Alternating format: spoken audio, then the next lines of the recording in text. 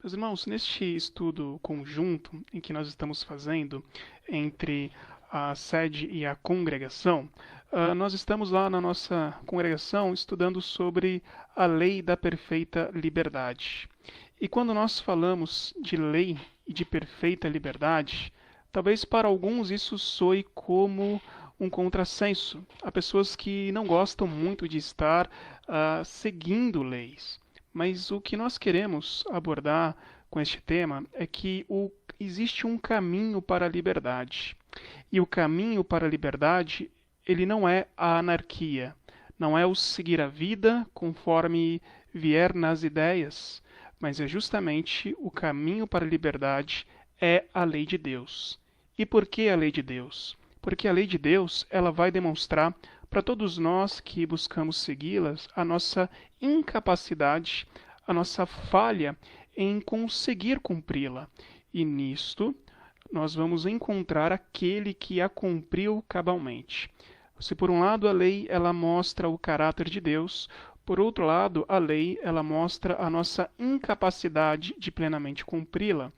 E eu convido os irmãos que abram as suas Bíblias no livro de Êxodo, no capítulo 20, onde está registrado justamente a lei de Deus. E cabe destacar de maneira muito peculiar que em Êxodo 20 é a primeira vez em que Deus fala diretamente com o povo, né? É a primeira vez em que Deus ele estabelece ali de uma maneira plena a sua vontade e a registra. Lembremos que aqui no Êxodo, no capítulo 20, nós estamos diante do povo que havia ficado durante muitos e muitos anos escravos no Egito, um povo que, embora descende de Abraão, há muito estava em contato com deuses pagãos, há muito estava em contato com deuses pagãos, com uma cultura que não condizia com a vontade de Deus, e eis que Deus, de maneira miraculosa, de maneira longânima, tira o povo dessa escravidão e o insere num novo contexto. E esse novo contexto, antes da entrada da Terra Prometida, são os 40 anos em que este povo passará no deserto e tem ali o seu caráter moldado, lapidado, justamente para tirar do coração do povo o Egito. Interessante que o povo havia saído do Egito, mas muito do Egito ainda estava no povo. E Deus haveria de formar deste povo uma nação modelo, uma nação que seguisse ao Senhor, aos quais as pessoas olhariam e diriam: mas que Deus é este desta nação tão próspera? Uma nação com leis tão justas, uma nação com um povo tão sábio. E a sabedoria de Deus é manifestada então ao povo através de uma lei que vai justamente versar a maneira como o povo deveria se relacionar com o Senhor e a maneira como o povo deveria se relacionar com o próprio povo. Nisto, Jesus, muitos anos depois, veio a resumir o caráter da lei como sendo o amar a Deus acima de todas as coisas e ao próximo. E então, meus irmãos, em Êxodo 20, nós lemos assim a partir do versículo 1. Então falou Deus todas essas palavras: Eu sou o Senhor teu Deus que te tirei da terra do Egito, da casa da servidão. Não terás outros deuses diante de mim. Não farás para ti imagem de escultura, nem semelhança alguma do que há em cima dos céus, nem embaixo na terra, nem nas águas debaixo da terra. Não as adorarás, nem lhes darás culto, porque eu sou o Senhor, teu Deus, Deus zeloso, que visito a iniquidade dos pais no filho, até a terceira e quarta geração daqueles que me aborrecem, e faço misericórdia até 1000 gerações daqueles que me amam e guardam os meus mandamentos. Não tomarás o nome do Senhor teu Deus em vão, porque o Senhor não terá por inocente o que tomar o seu nome em vão. Lembra-te do dia de sábado para o santificar. 6 dias trabalharás e farás toda a tua obra, mas o sétimo dia é o sábado do Senhor, teu Deus. Não farás nenhum trabalho, nem tu, nem o teu filho, nem a tua filha, nem o teu servo, nem a tua serva, nem o teu animal, nem o forasteiros das tuas portas para dentro. Porque em 6 dias fez o Senhor os céus e a terra, e o mar e tudo o que neles há. E ao 7º dia descansou. Por isso, o Senhor abençoou o dia de sábado e o santificou. Honra teu pai e tua mãe, para que se prolonguem os teus dias na terra que o Senhor teu Deus te dá. Não matarás, não adulterarás, não furtarás, não dirás falso testemunho contra o teu próximo, não cobiçarás a casa do teu próximo, não cobiçarás a mulher do teu próximo, nem o seu servo, nem a sua serva, nem o seu boi, nem o seu jumento, nem coisa alguma que pertença ao teu próximo. Até aqui, meus irmãos, algo que salta aos olhos quando nós olhamos para esta lei que Deus estabeleceu é enxergar que, ao contrário do que havia no Antigo Oriente Próximo, com leis muito carregadas, que davam margem a muitas interpretações, ou buscavam muitas situações, aqui nós temos uma lei, ela é chamada de uma lei apodídica, uma lei que ela é objetiva, direta e que ela tem a sua aplicabilidade por muitas gerações. Lembremos que quando a gente olha para o contexto de Israel, e você vai encontrar isso no livro de Deuteronômio, Êxodo, Levítico, havia ali outros tipos de leis que estabeleciam o convívio social de Israel, haviam leis que estabeleciam aquilo que poderia-se ou não comer, e existe o Decálogo, que é a lei moral de Deus que expressa justamente a vontade do Senhor neste relacionamento que transcende a nação de Israel. E por isso, ela é plenamente aplicável para nós em nossos dias. Mas quando você olha para esta lei, você vai enxergar que é algo que já está enraizado na nossa cultura e que, na verdade, não é algo absolutamente novo. Aliás, no próprio início, no Gênesis, nós já vemos um senso moral, nós já vemos ali uma sombra da lei que já estava, de certa forma, colocada no coração das pessoas. Tanto é que quando existe o primeiro assassinato, né, quando houve a primeira morte de um humano inocente, que foi o caso de Abel, ninguém precisou falar para Caim que aquilo era errado. Ele sabia que aquilo era errado. Ele sabia que aquilo teria consequências. E isso é importante nós notarmos porque, como um pai que ama o seu filho, o pai ele diz aquilo que o filho deve e o não fazer. E Deus já nos diz o que devemos ou não fazer para agradá-lo desde sempre. Foi assim no Gênesis, quando ele disse para Adão e Eva, você não pode comer, tocar do fruto que está no centro do jardim, da árvore do conhecimento do bem e do mal. Ele diz aquilo que não deve fazer e diz qual é a consequência. A história progride ao longo dos anos e aqui, meus irmãos, estamos diante do povo que está acessando a lei que novamente diz a maneira e formata a maneira como as relações deveriam acontecer, a maneira como deveria lidar. E as 4 primeiras leis estabelecem, então, que Deus é o único Deus e não existe outro qualquer. Estabelece ainda que não existe imagem que possa ser comparada ao Senhor e não farás para imagem para ti e as adorarás. Lembremos que nós vemos de um contexto de uma cosmovisão politeísta, como era no Antigo Egito. Disse ainda que não se deve tomar o nome de Deus em vão, que não se deve carregar este nome de Deus em vão. Fala-se também de um dia em 7 específico para o adorar. Versículo 12, muito conhecido de nós, muito relembrado também recentemente por conta aí do Dia dos Pais. Honra teu pai e tua mãe. E nesta noite nós iremos falar deste primeiro versículo mais curto, né? Há uma sequência aí de pelo menos 3: não matarás, não adulterarás e não furtarás. Nós vamos ater um pouco, meus irmãos, nesta noite, justamente para este mandamento tão objetivo, tão claro e ao mesmo tempo tão quebrado, que é o não matarás. Quando nós olhamos para uma ordem como essa, uma ordem clara e objetiva, a gente pode abordá-la sobre duas perspectivas: sobre a perspectiva negativa e sobre a perspectiva positiva. Em que sentido? Não matarás implica diretamente não tirar a vida de um outro alguém de maneira intencional com dolo. Quando nós vamos aos originais no grego, esse matarás, ele também pode ser traduzido como não assassinarás.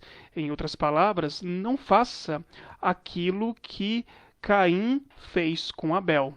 Você tem uma relação de um inocente, você tem uma relação de uma pessoa com um ódio no coração, e este inocente, que não fez nada para com o seu próximo, acaba sendo alvo de uma ira que nasce no coração deste alguém que quer fazer o mal.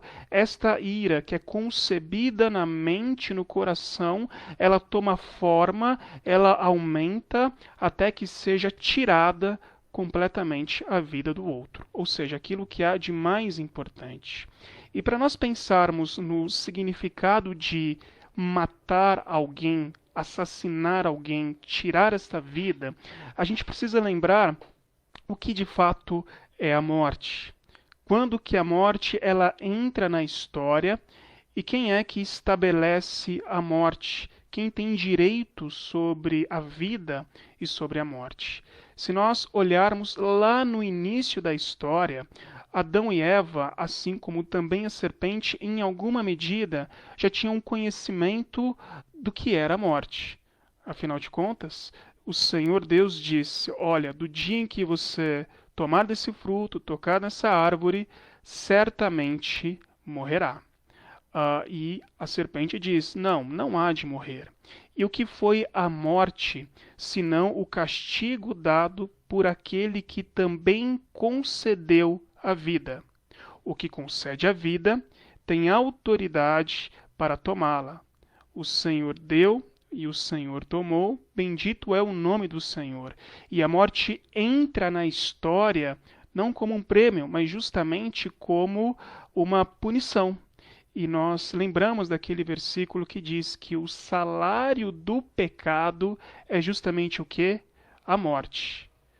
O texto do Antigo Testamento diz: quem pecou vai pagar. A morte, ela é então a consequência da rebeldia contra o Senhor. E ela traz na sua materialização o que há de mais pesado e terrível, que é a separação entre corpo e alma, e espelha aquilo que há de mais terrível no universo, que é a separação do homem do amor de Deus.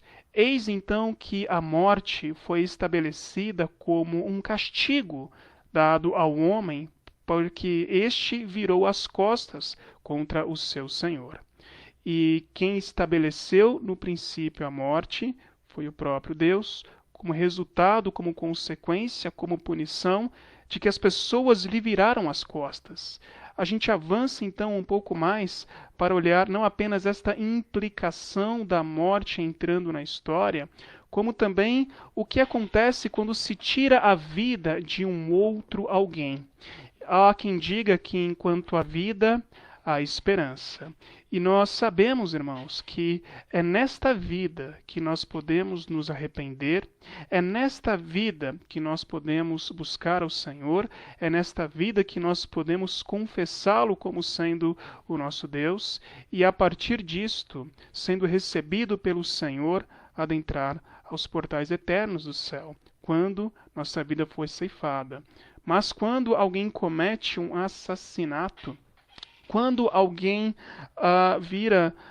dá forma à sua ira, o que nós encontramos é justamente uma interrupção daquilo que Deus havia estabelecido. Deus estabeleceu a vida. E há pessoas que se sentem no direito de se sentirem o Senhor da vida e da morte, de tirar essa própria vida. Não matarás implica, então, meus irmãos, em não cometer um assassinato. implica, então, não querer tamanho mal para um outro ao ponto de não suportar que o outro exista no seu mesmo plano e, por isso, arrancar-lhe a vida, quer seja ela na tenra idade ou na mais alta idade, quer seja por uma questão de ideias, quer seja por uma questão de vingança, quer seja por qualquer ponto. Não matarás não significa, meus irmãos, um ato contra, por exemplo, a lei da pena de morte. Não é aqui o nosso objetivo desse estudo. A gente pode depois até trabalhar um estudo específico sobre a questão da lei que estabelece a pena de morte. Mas o que nós vemos é, olhando para os textos do Antigo Testamento e também do Novo Testamento, o Senhor não outorgava a uma pessoa o direito de assassinar a outra, tirar-lhe a vida, tão somente porque esta não gostava, porque este não lhe era caro, precioso. E, aliás, quando nós vemos na descendência justamente de Caim, e você vai lá no livro de Gênesis, há pessoas que matam de maneira gratuita e acham que isto está tudo bem. Contudo, não está. Quando nós olhamos textos no Antigo Testamento a respeito da pena de morte, onde Deus, ou por exemplo, ordena adentrar uma cidade e ali acabar com aquele povo, isso estava num contexto de juízo que não era dado por qualquer motivo e era numa situação em que havia um julgamento. Havia ali toda uma forma dentro da nação de Israel para que isso acontecesse. Quando, por exemplo, houvesse questões de sequestro, ou como havia, por exemplo, situações do filho com Tomás, ou até mesmo no caso de adultério, e diferente, né, do que aconteceu quando no Novo Testamento apresentaram apenas a mulher para ser apedrejada, a lei estabelecia que não, ambos que cometeram, ou quando aqueles que blasfemavam contra o Senhor, enfim, havia ali uma série de prescrições, mas nunca era o matar por matar, nunca era o tomar para si a vingança. Aliás, o próprio Senhor Deus já disse, né? A mim pertence a vingança, e não a pessoa especificamente. E só para nós entendermos ainda desse aspecto negativo de não matar e o entendê-lo como sendo a questão do assassinar, olhando ainda para a nação de Israel no Antigo Testamento, haviam ali cidades, refúgios que eram criadas quando havia uma situação, por exemplo, de morte, em que estava ali trabalhando dois lavradores ali da terra e acidentalmente alguém ceifasse a vida do outro. Se isso acontecesse, não era quebrar este mandamento, não foi um assassinato, foi um acidente. Mas para que não houvesse ali situações em que alguém buscasse a vingança, esta pessoa era levada para o que era considerado uma cidade refúgio e passava ali o restante dos seus dias. Mas eu disse que nós podemos enxergar esse texto e este mandamento não matará sob duas perspectivas.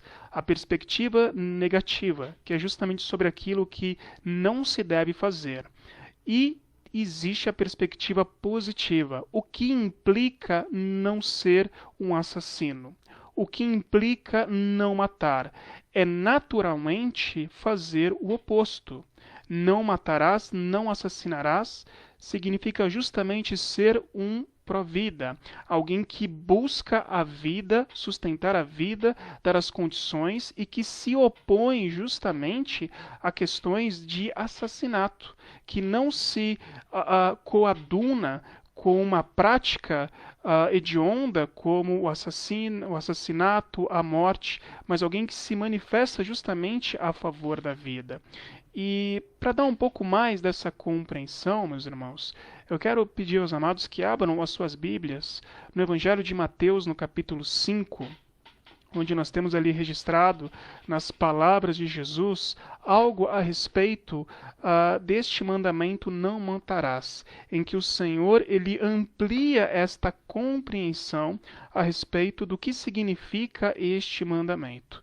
Então, se por um lado nós temos aquilo que não deve ser feito, nós temos naturalmente, né, aquilo que deve ser feito. Não matar não significa então simplesmente virar as costas, mas significa ter uma atitude positiva no sentido de preservar a vida e, muito possivelmente, quero crer que a graça sim o permita, você que está nos acompanhando jamais cometeu um assassinato, jamais cometeu este pecado terrível. Quero crer que o seja assim. Mas muitas pessoas pensam que por isso jamais quebraram o mandamento. Talvez alguém diga, olha, não furtarás, não dirás falso testemunho, mas matar, eu não matei ninguém. Mas olha só o que nos diz Mateus capítulo 5, do versículo 21 em diante. Ouviste o que foi dito aos antigos, não matarás. Estamos falando aqui justamente deste mandamento, sexto mandamento. Continua o versículo 21. Quem matar estará sujeito a julgamento. Mas eu, porém, vos digo que todo aquele que se irar contra o seu irmão estará sujeito a julgamento. E quem proferir um insulto a seu irmão estará sujeito a julgamento de tribunal. E quem lhe chamar de tolo estará sujeito ao inferno de fogo. Se, pois, trazeres ao altar a tua oferta ali, e te lembrares que teu irmão tem algo contra ti, deixas perante o altar a tua oferta, vai primeiro reconciliar-te com o teu irmão, e então voltando, faze a tua oferta. Até aqui, meus irmãos. Queridos, no tempo de Jesus haviam muitos fariseus, pessoas que se achavam acima da média, a última bolacha do pacote e que criam piamente que cumpriam todos os mandamentos. Aliás, os mandamentos não eram suficientes, eles acresciam ainda algumas interpretações a mais neste cumprimento. Mas Jesus é aquele que, antes de tudo, ele olha o coração. Então, quando Jesus ele amplia esta compreensão do mandamento não matarás como para além do ato em si, ele está mostrando justamente que se no seu coração você já tiver ali intenções más para com o seu irmão, e ele traduz isso aqui justamente falando proferir um insulto, né, chamar de tolo, enfim, ter esta ação negativa, estar ali justamente com o coração contra este outro alguém, já assassinou. Por quê? Porque nós pecamos através daquilo que nós pensamos, através daquilo que nós falamos e através da forma como agimos. Sendo assim, eu queria desafiá-lo a questionar neste período, né, em que muitas vezes as mídias sociais abrem canais para que nós possamos expor opiniões muitas vezes duras, não comedidas. Talvez seja ali um canal, um lugar para se cometer muitos assassinatos sem derramar nenhum sangue. Ou talvez no seu próprio lar, onde você não precisa mostrar-se santo para ninguém ou colocar aquela capa da santidade que dominicalmente alguém coloca. Na sua casa, em que você é quem você é, o que a tua palavra tem falado a respeito de você? Apesar de não haver sangue nas tuas mãos, quantas vezes assassinamos esposo, esposa, quantas vezes assassinamos pais, mães, filhos, porque no nosso coração nós já cometemos, né? Às vezes até uma expressão usada em algumas comédias, eu vou matar fulano de tal se ele fizer tal coisa, né? Não é engraçado porque muitas vezes aquilo é o intento do coração mesmo. E aqui, meus irmãos, lembremos de um outro versículo muito importante. A boca fala do que está cheio o quê? O coração. E lembremos também que o nosso contexto social tem nos feito muitas vezes não pesar o sentido da palavra.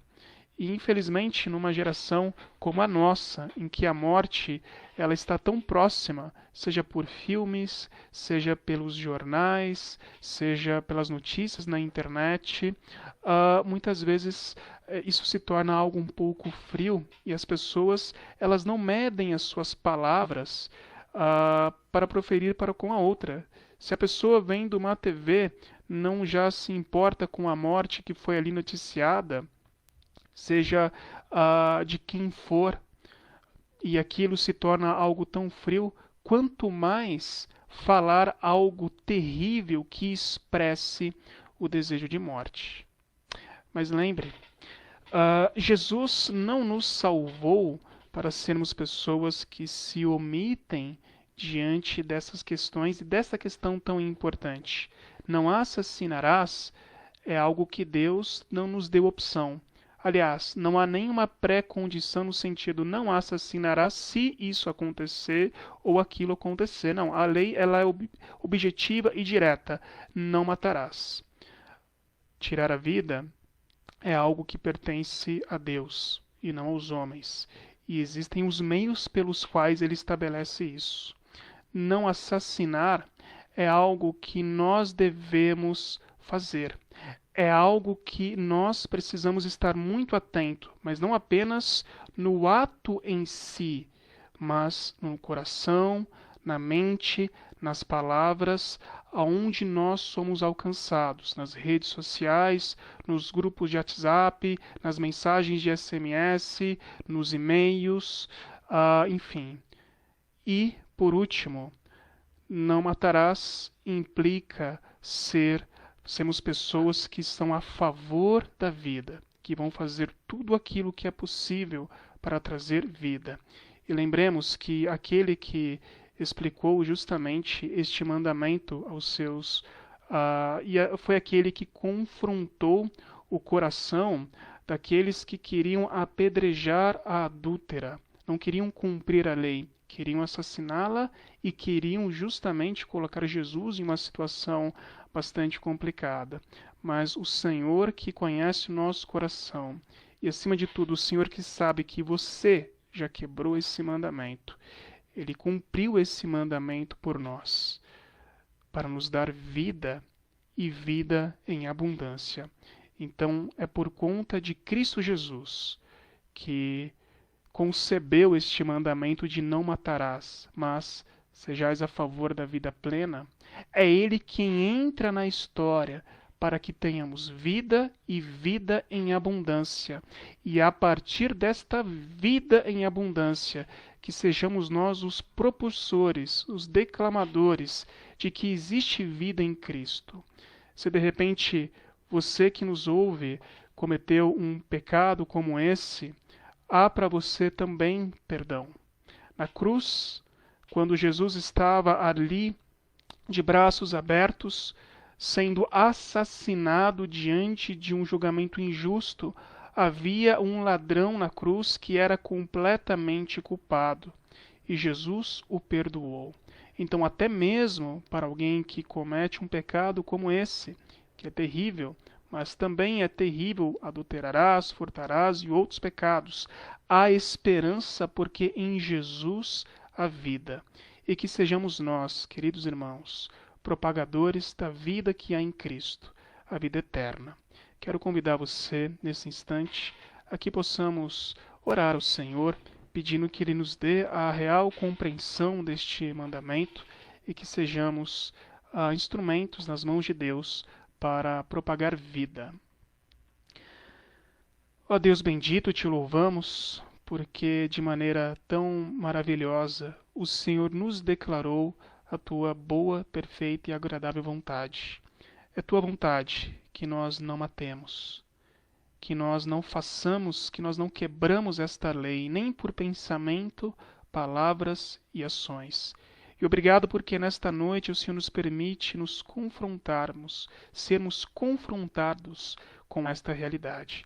Queremos te pedir perdão, ó Pai, por tantas vezes quanto em nossos corações, através de um intento mau, nós proferimos o mal contra o nosso irmão, ou desejamos aquilo que não é a vida. Queremos te pedir perdão também, ó Pai, por quantas vezes nós simplesmente não nos preocupamos em promover a vida, em defender, ó Pai, os valores, em defender, ó Pai, uma sociedade que busca a preservação, ó Pai, da vida. Por favor, ó Pai, nos perdoe por isso também. Nós queremos, ó Pai, uma vez que fomos regenerados pelo Senhor, sermos os propagadores da vida que há em Ti, a vida eterna que o Senhor nos deu, vida esta que desde já pode ser desfrutada, Pai querido. Dá-nos, ó Deus, condições para assim vivermos e honrarmos e glorificarmos o Teu nome. Assim nós oramos, ó Pai, e fazemos isso em nome de Jesus. Amém. Muito bem, meus irmãos.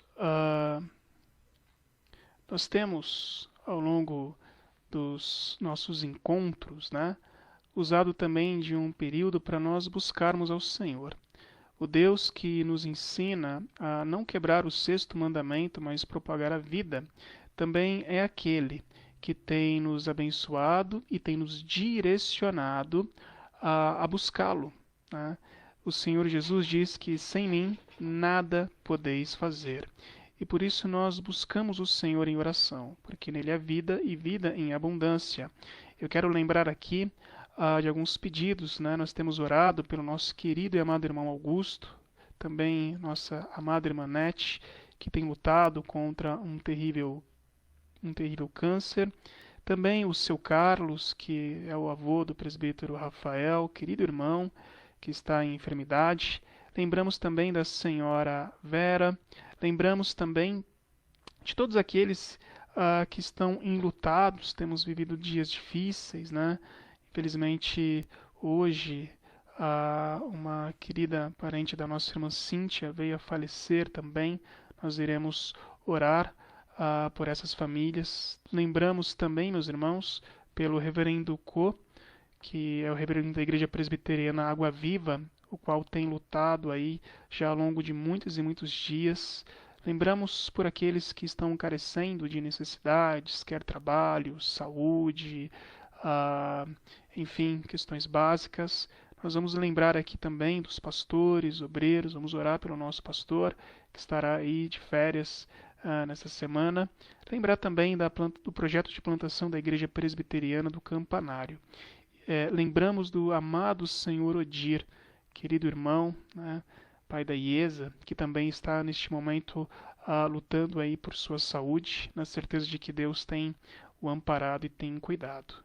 Meus irmãos, nós iremos orar ao Senhor apresentando esses pedidos, e caso você tenha também algum pedido, caso você tenha alguma demanda, nós também iremos orar por você. Você pode deixar aqui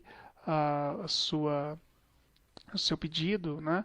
Você pode colocar aqui o seu desejo e nós iremos orar por você também, meus irmãos. Convido você a fechar mais uma vez os seus olhos e nós vamos falar com o nosso Deus.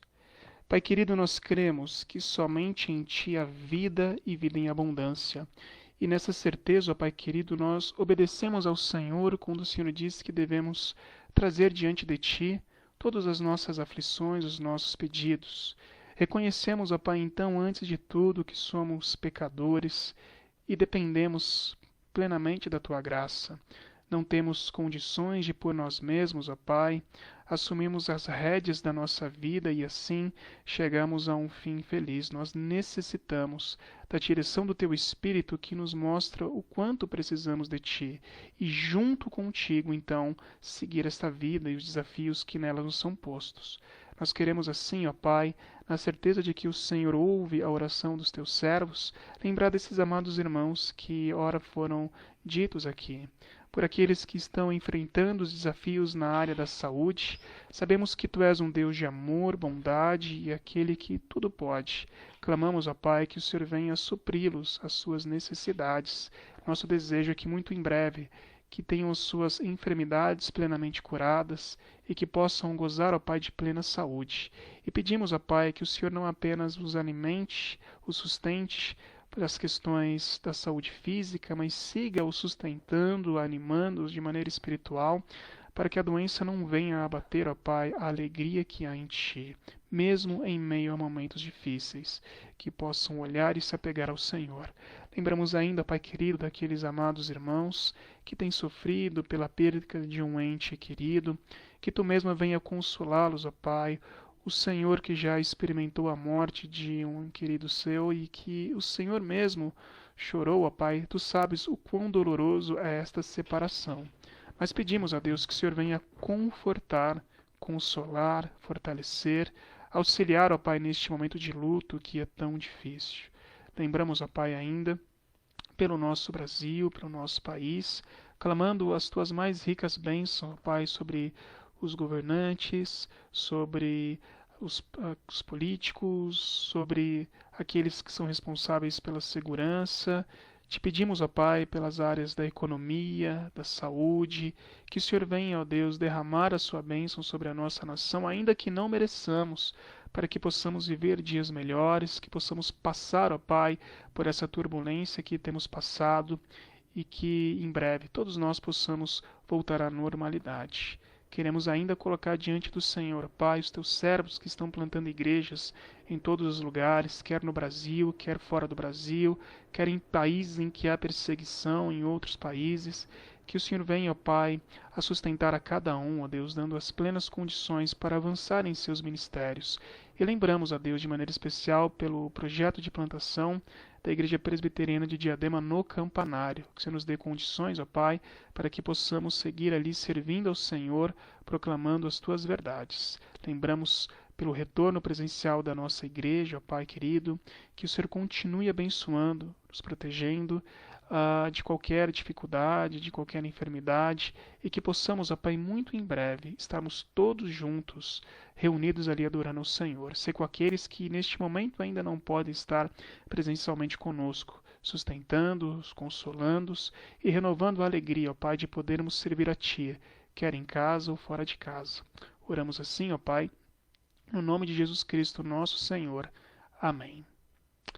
Muito bem, meus irmãos, nós estamos partindo aqui para o encerramento então deste nosso encontro. Alguns avisos se fazem necessários. Quero lembrar os irmãos que não pegaram este aviso. Nosso querido pastor, reverendo Leandro, está gozando de férias a partir do dia 21 e por isso não estará conosco na semana que vem. Quero aproveitar e mais uma vez agradecer ao pastor, que já estava com as suas férias programadas, mas quando tudo isso aconteceu, essa questão da pandemia, ele abriu mão das suas férias para apoiar a igreja junto com o conselho, e agora chega o momento merecido de um descanso. Deus te abençoe, pastor, um ótimo descanso.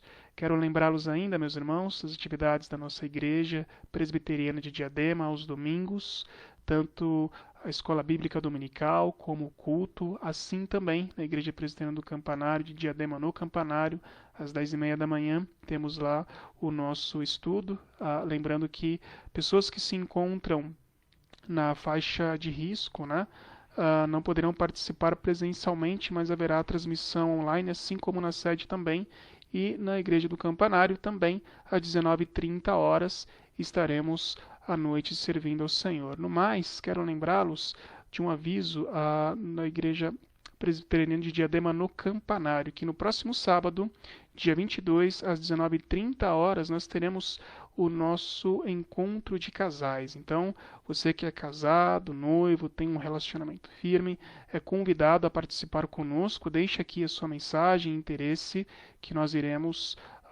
recebê-lo e será uma bênção.